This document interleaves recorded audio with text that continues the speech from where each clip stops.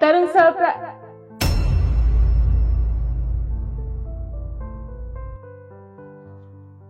ये लड़की कौन है और मेरे पति के साथ क्या कर रही है?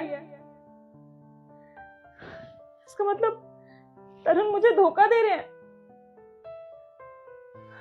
पर तरुण मेरे साथ ऐसा कैसे कर सकते हैं? मुझे पता लगाना पड़ेगा कि ये लड़की है कौन। एक काम करती हूँ, केशव से पूछती हूँ।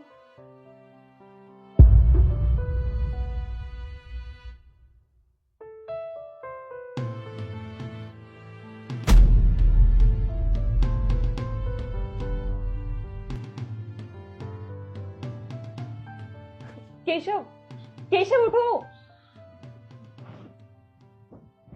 केशव जल्दी उठो। भाभी जी आप कब आई? तुम वो सब छोड़ो, तुम मुझे ये बताओ कि तुम्हारे भैया के साथ कौन सोया है? भैया के साथ कौन सो रहा है? अरे भाभी जी, भैया तो अकेले सोते हैं ना।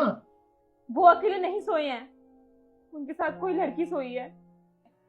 अरे नहीं भाभी जी, ऐसा नहीं हो सकता, आपको वहम हुआ होगा।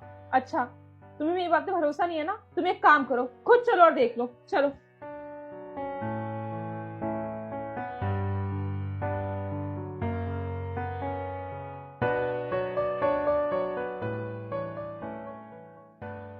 ये कौन है? भाभी आप तो सही कह रही थी, भैया तो किसी और के साथ लेटे हुए हैं। लेकिन ये लड़की है कौन? अभी पूछता हूँ। नहीं, तुम्हें पूछने की जरूरत नहीं है। अब तुम्हारे भैया खुद सब कुछ बताएंगे हमें। तुम बाहर चलो मेरे साथ।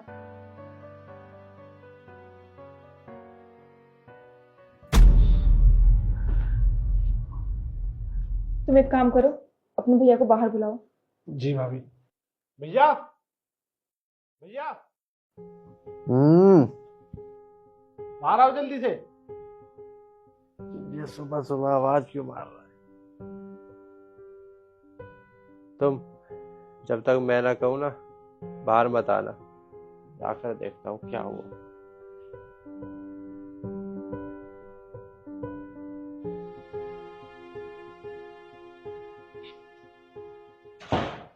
क्या हुआ? क्यों आवाज मार रहा है सुबह सुबह?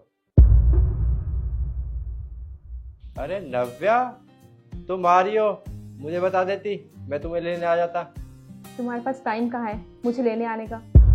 खैर, ये सब छोड़ो, तुम मुझे ये बताओ, तुम मुझसे प्यार करते हो? कैसी बात कर रही हो तुम? एक पति अपनी पत्नी से तो प्यार करेगा। देखो, बातों को घुमाओ मत। जो मैंने पूछा है ना, उसका जवाब दो। अरे हाँ, तुमसे प्यार करता हूँ और बहुत करता हूँ।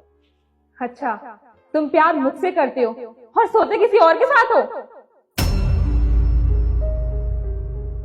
क्या कह रही हो तुम? मेरी कुछ समझ में नहीं आ रहा है।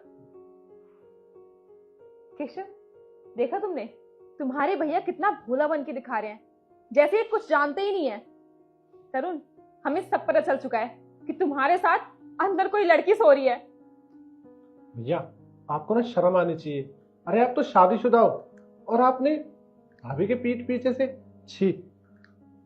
देखो, अब तुम लोगों को पता चल गया है तो मैं सच बताता हूँ। तुम्हारे पास फोन करता हूँ, तुम्हारे पास टाइम होता ही नहीं है। फिर ऑफिस में मेरी इस लड़की से बात होने लगी, और ये ऑफिस में मेरे साथ काम करती है, वही लड़की है। अच्छा, तो तुम्हें शादी के 5 साल बाद याद आ रहा है कि तुम्हें टाइम चाहिए था? तरुण, तुम जानते थे अच्छे से कि शादी से पहले से मैं फौज में हूँ। तुमने मुझे पहले ही बता दिया होता कि तुम किसी और से प्यार करते हो, तुम मेरे से शादी नहीं कर सकते हो। मेरी जिंदगी बर्बाद क्यों की तुमने?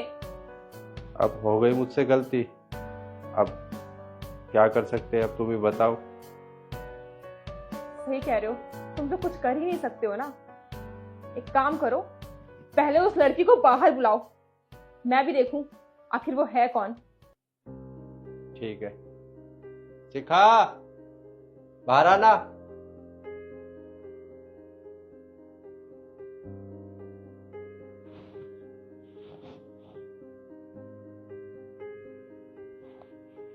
तुम जानती थी ना कि तरुण शादीशुदा है पहले से ही, तुम फिर भी मेरे घर में आती हो।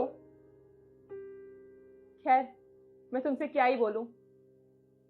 जब अपना ही सिक्का खोटा होता है ना, तो दूसरों पे इल्जाम नहीं लगाते।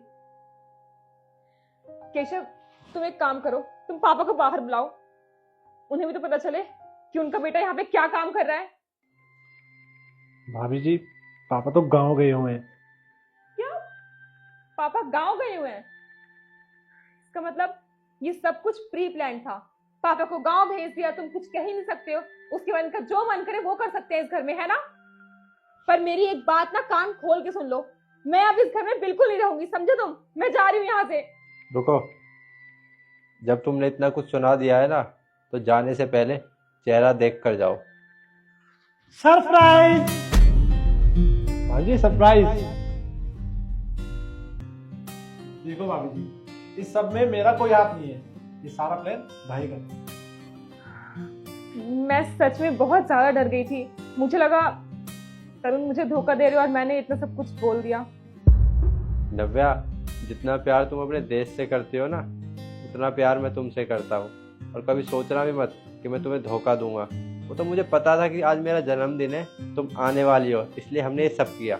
आज तो कर लिया, पर अगर आगे से ऐसा नाटक किया ना मेरे साथ, तो मैं सच में चली जाऊंगी सबको छोड़ के। खैर, मैं चेंज करती हूँ, उसके बाद केक भी तो कट करना है।